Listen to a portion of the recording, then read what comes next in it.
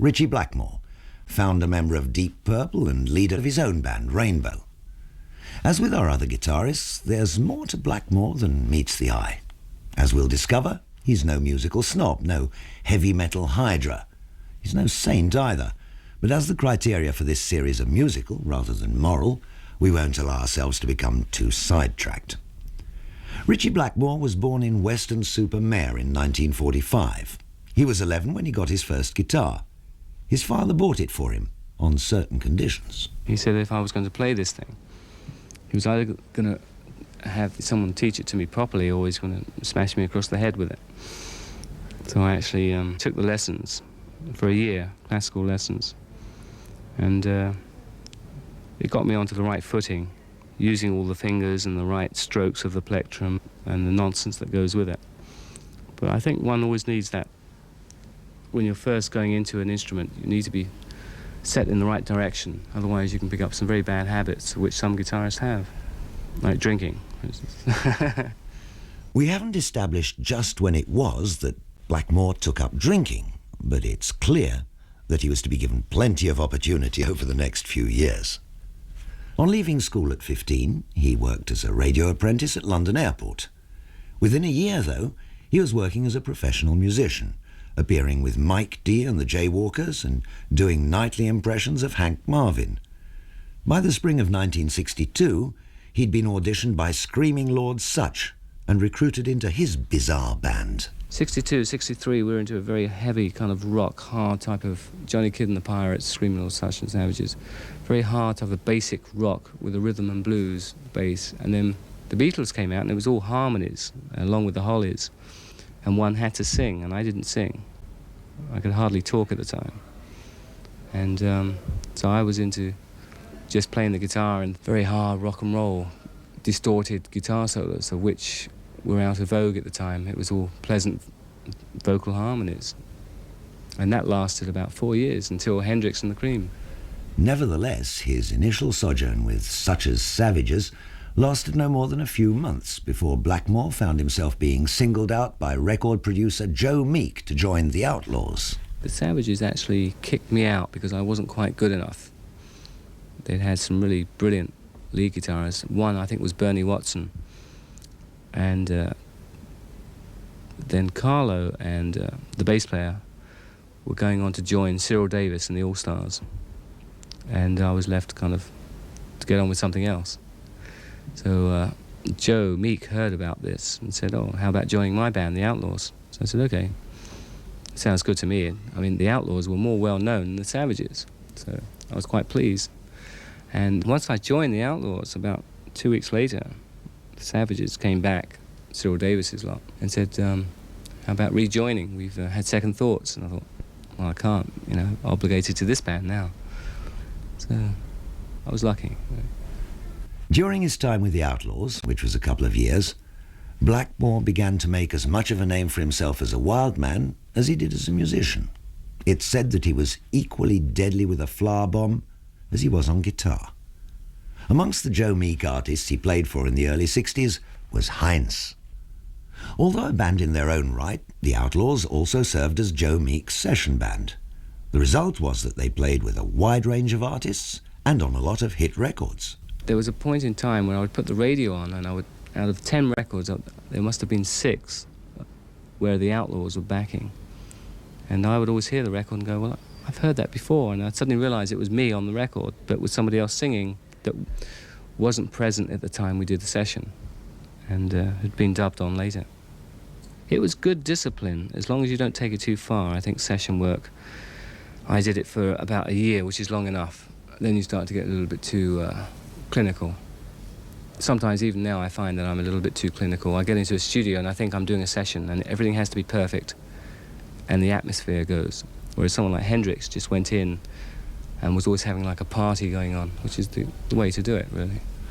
Although he devoted a lot of energy to what you might call practical jokes, Blackmore also spent a lot of time working at his guitar technique.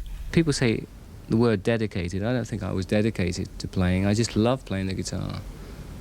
I felt that I had to improve on the guitar, and that's why I practiced so much. But unfortunately, the bands I was in weren't very musical. I was practicing 5 hours, 6 hours a day, and they could hardly play their instruments at all. So I was always in this weird position of playing three-chord music and trying to improvise and extemporize in such a way which I thought was quite good at the time, but a very simple bad backing going on. I thought maybe the audience must have picked up on that and thought, why is he in this band? We'd be slowing down, speeding up and playing the wrong chords, and then there'd be a very good solo, or maybe. Well, I thought it was a very good solo. One of those solos can be found on what's a rather obscure record, an Outlaws B-side called Shake With Me. Joe Meek had said to me, go crazy, play a very weird solo, bend the notes and play with lots of distortion and a very freaky effect. And I went, okay. And it came off. It was just by pure chance that it came off, more than technique. I was quite proud of that solo in its time, which was 63.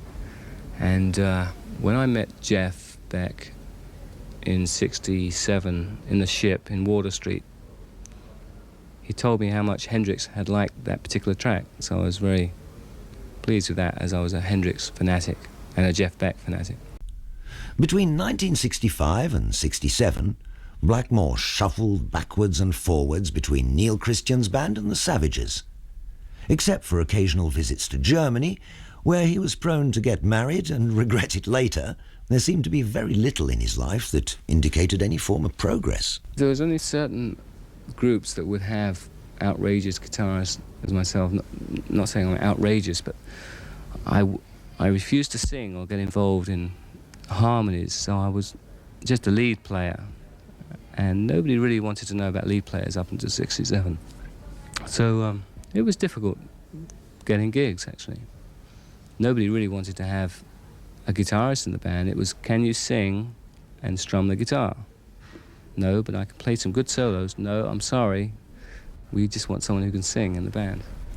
Blackmore was resident in Germany in 1967, doing little apart from toy around with a few ideas for bands of his own. It was, without doubt, his lowest ebb. Well, I was living off of in Morelones at the time. I had a woman working for me. Not really working for me, but she used to help me out. And I stayed there for the year. But I practiced about 6 or 7 hours a day. That's all I could do. There was nothing else to do other than practice and drink. And at the end of that year, I saw Ian Pace in the Star Club with the Maze, and I offered him the job. I said, would you like the job? He said, of course. What's the name of the band? You know, who's in it? I said, well, nobody yet. He said, well, nobody in the band? I said, no. He said, well, do you have a band? I said, no. He said, well, how can I join the band if you don't? I said, well, but you'd be the first member, type of thing. But we could get some really good members. So he said, well, let me know when you have the other members together, which I did about a year later. Deep Purple was formed in early 1968. The man who was initially responsible for pulling the whole thing together was ex-Searchers drummer Chris Curtis. It was he who found the backer, introduced John Lord and Ritchie Blackmore to one another, and then vanished into the background. Their first single, Hush, was a top 5 singles hit in the US.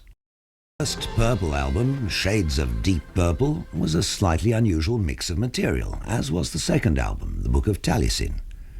The record contained a working of River Deep, Mountain High, and also a Neil Diamond song, Kentucky Woman, neither of which struck Blackmore as being the least bit strange at the time. I was quite happy playing it. I just had no direction at the time, and I was very just happy to be in a band with some backing behind us, money.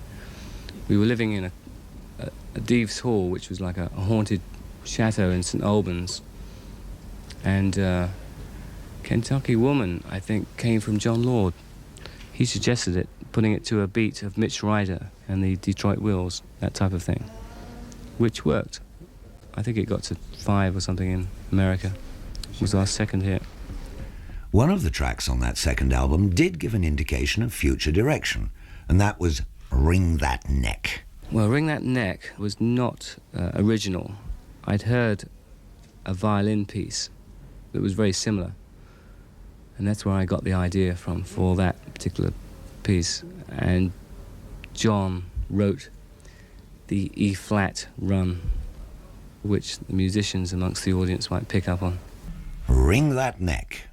After the third album, simply called Deep Purple and released in 1969, a shuffle took place in the band's lineup, with Roger Glover becoming the new bass player and Ian Gillan joining as vocalist. I saw Robert Plant sing once at Mother's up in Birmingham in 1970. And the minute I heard him sing, I knew we had to get another singer to compete with that. He was amazing.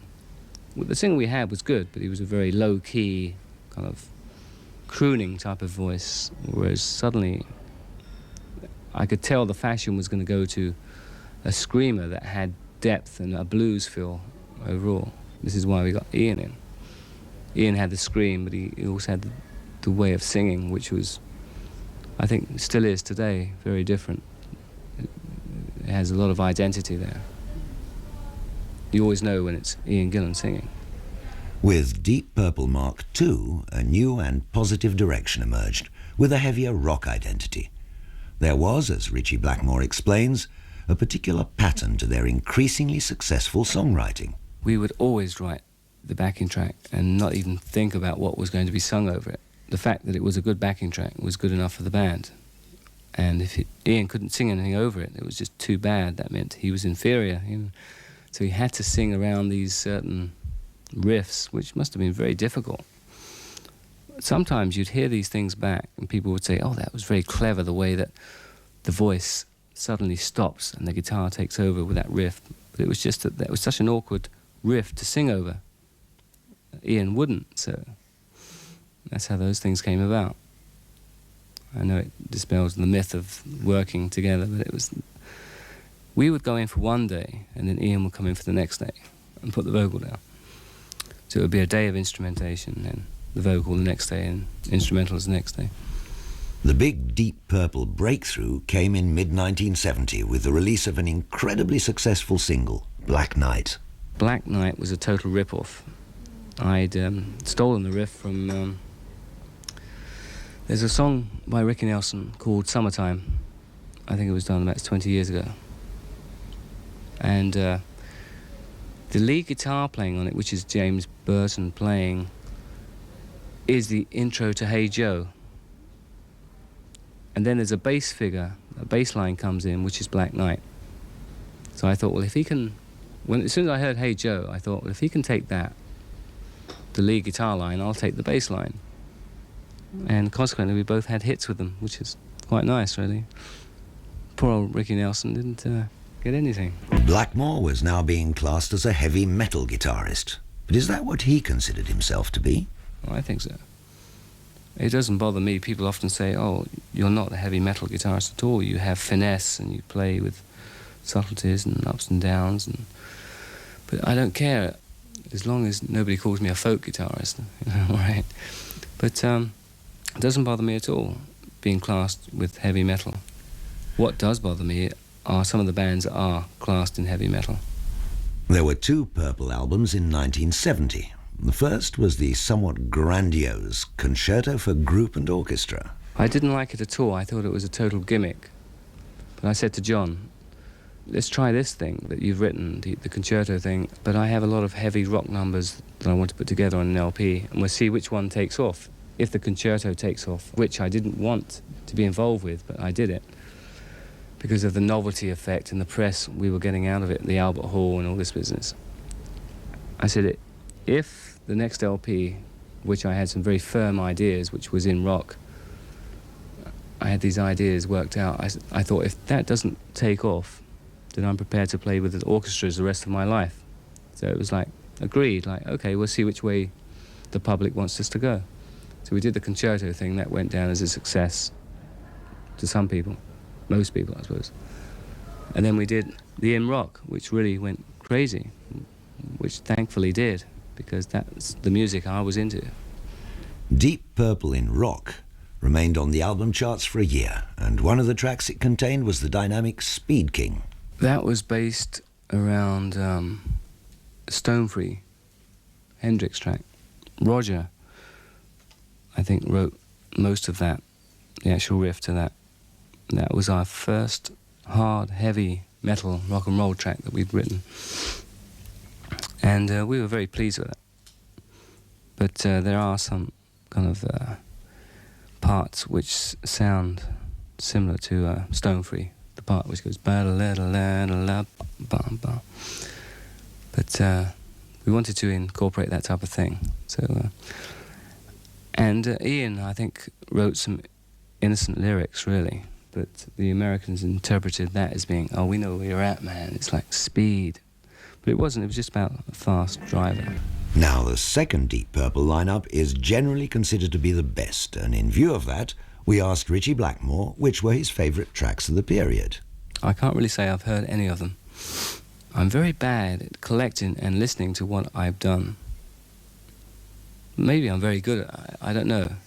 I don't get off on what I've played, except for a few tracks that I consider to be very good and very emotional. But a lot of the Deep Purple material that I was on, I didn't consider to be very good now or even then.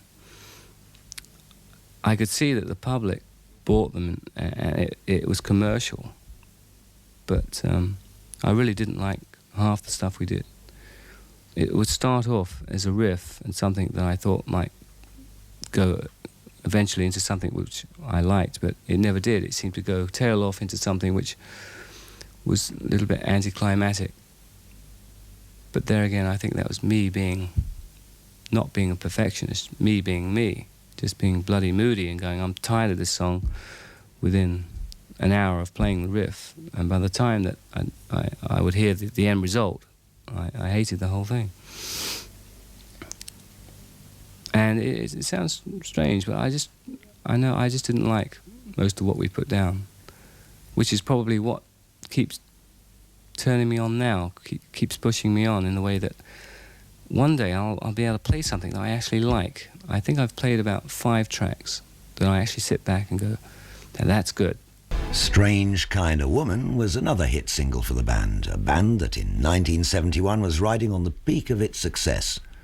But were there any obvious reasons for that success? Yes, there was. Basically enthusiasm. We were all very enthusiastic. The whole band was very musically inclined, I thought. Roger is an excellent catalyst. He's very good at putting things together, working through. Ian was a very good showman, a very good-looking guy, and also had an incredible voice. John was a very good arranger, very good musician in the old-school form, putting it down on paper. And I suppose I was the mad, moody, irritable guitarist that certain people could relate to. I worked upon that image because John had this gentleman image, Mr. Nice Guy. I wanted to be the opposite, which is in my nature to be that way. I think you have to be yourself, otherwise the public see through. But I was embellishing it.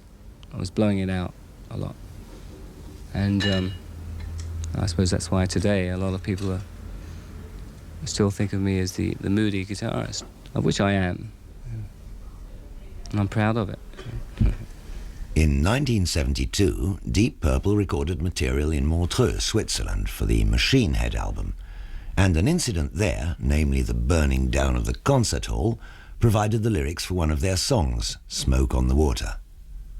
Blackmore recalls that he was lucky to escape with his life, as shortly before the fire began, he'd considered looking for a back room, all the better to spend some time with a young lady he'd just encountered. As it was, the recording of the track itself was not without incident. We did the whole thing in about 4 takes because we had to. The police were banging on the door, and we knew it was the police, but we had such a good sound in this hall. We were waking up all the neighbours for about 5 miles in Montreux because it was echoing through the mountains. And the police were there, banging on the door, wanting us to stop, but we wouldn't let them in, so they were like crashing their way through the door, and I was just getting the last part of the riff down, and we got it down. We just finished it, and then the police burst in and said, "You've got to stop." We said, "It's all right, we'll stop." But we had the track down. That was the only one track we did in this one hall in Montreux. But no thanks to the police in Montreux. Changes in the lineup of Deep Purple continued until 1975, when Blackmore himself decided to quit. I left because I'd met up with Ronnie Dio, and It was so easy working with Ronnie. We recorded this LP, of which all we were going to do was one track. We ended up doing the whole LP in 3 weeks. So I was over the top about that. I was so excited about it that they could see I was that excited. There's no way I was going to stay with Purple. I mean, it wasn't that I found Ronnie Dio and I was into this band Rainbow. I was going to leave Deep Purple no matter what, because I didn't respect that type of music that we were getting into, this funky business. But luckily, at the same time, I met Ronnie, and he was into a medieval come rock side to things. And it worked, however long we did it, which was 3 or 4 years, I think. Ronnie Dio, along with 3 other members of Elf, formed the first Ritchie Blackmore's Rainbow, a band that from its earliest beginnings committed itself to an American audience. Blackmore appeared to be ready to stretch himself again. By 1977, the lineup already dramatically changed. The Rainbow stage album was released and featured blues. It's a challenge to play the blues guitar because you're so limited within the minor mode of the blues. If you start to go off into majors and diminished scales, it doesn't sound right. So you're limited to about 6 notes. And there's certain people that can pull it off. I don't know who they are at the moment. There must be somebody. But it is very difficult within the blues frame to come up with something that's different. And that's what I find is a challenge with the blues. It's a case of slowing down and playing 3 or 4 notes very well with a very good vibrato, which is a lot more difficult than it would seem on the surface. When I started playing the guitar, I was after playing as fast as I could play. And then I got to the stage where I was so fast that people would say, yes, but you're going from A to B, but what are you seeing on the way? Nothing. And that's true, but I did get from one end of the neck to the other in record time, but what's the point? So I started to slow down around about 67. After hearing Eric Clapton and Jimi Hendrix, I suddenly realized that the public were not interested in hearing fast guitarists, as of Johnny McLaughlin style. Now, what about guitars? Has the choice been a problem for him? I'm very unadventurous when it comes to new guitars. I play the Fender guitar and I have my own special concave wood effect on the neck. And I'm very satisfied with that. Same with amplifiers. People come up to me and say, try this, try that, which I don't, which is probably detrimental to me. I mean, I hear certain sounds, phasing and all sorts of things, which I should really try, but I never do. For some reason, I'm too busy either just practicing or thinking. Well, it's quite clear that Blackmore's thinking doesn't always extend to the lyrics of songs. This was his reaction when we asked him about a track from Long Live Rock and Roll called Kill the King. Lyrically, I have no idea what the lyrics are about. With Ronnie, I didn't know too much about the lyrics. They were very abstract, most of them, talking about demons and devils. The riff was just a very fast riff, which is my typical type of block chord in G type of riff, of which I've done about... I must stop writing in the key of G. But Kill the King... it's just a very frantic, upfront, no-nonsense number. You either love the thing or hate it. I knew that when we were playing it. We were playing that particular number in a haunted chateau that had been haunted by Chopin in France. And it seemed to be very, very weird that the fact that we were doing this out-and-out rocker, of where we should have been full of melody, melodic content, and playing in a very sympathetic way to the way the chateau was, the environment of the place. But we were crashing out with Kill the King, which was disturbing all the residents around. But it's a very interesting number. In 1979, with a lineup that included Cozy Powell on drums, Roger Glover on bass, Don Airey keyboards and Graham Bonnet on vocals, Rainbow killed the idea that they were heavy rock elitists by recording the very successful single, Since You've Been Gone. I first heard it at my manager's house, and he said, what do you think about this song? I said, it's a hit, let's do it. And he was totally, what? You want to do it? I went, yeah, of course. So we did it. I'm thinking about 2 takes because Cozy hated it. Cozy Powell. And it was released, and it was a hit, of which we knew all along. But it was a way of getting in, our foot in the door, and getting a broader public. But at the same time, we weren't letting the side down, because I Surrender is a similar type of song. I'll always stand by those songs. They're great songs. People say, how can you do that? How can you sell out? You're a heavy metal guitarist that's known to be uncommercial. That's rubbish. I'll play anything if it has a good melody, even if it's Over the Rainbow by Judy Garland. If it has a good melody, that's all that matters. And that's why one of the reasons I did Since You've Been Gone, I thought it was an extremely good melody. And I think it's a very good song. And I listen to it now and I'm quite proud of it. I'm more proud of that song than I am with some of the Deep Purple songs that were kind of underground hits. Things like Woman from Tokyo. I can't stand things like that. Although in his earlier days Blackmore had sometimes practiced guitar all day long, he now finds that other things dictate just how he spends his time. I practice more mentally. I think that's an easy way out of that one. In other words, I'm lazy, so I don't practice at all, and everybody says that they practice mentally.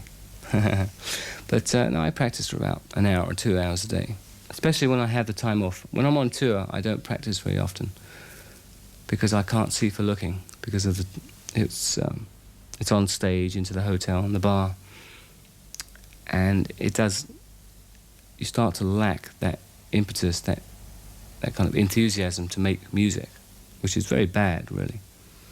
It's not until you get home and you start to relax, and after a couple of weeks off, you start to wake up going, I'd like to play that, and you play with that, and you relish what you're doing.